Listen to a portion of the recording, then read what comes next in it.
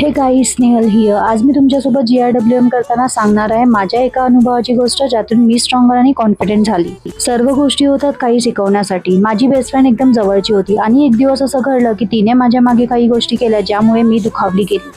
खरं तर खूप हार्टब्रोकन झाली होती, पण त्या नेगेटिव्ह एक्सपिरियन्सने मला मोठं लेसन दिलं. सर्व लोक तुमच्या हृदयात येण्यास पात्र नसतात आणि काही लोक तुमचे टाइम व एनर्जी वाया घालवतात.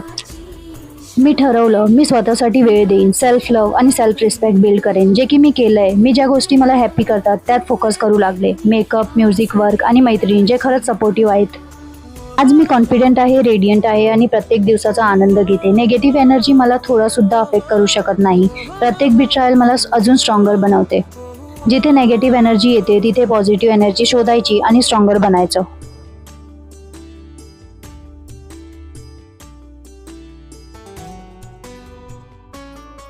जर तुम्हाला ही स्टोरी आवडली तर लाईक करा, फॉलो करा आणि कमेंटमध्ये तुमचा एक्सपिरियन्स शेअर करा.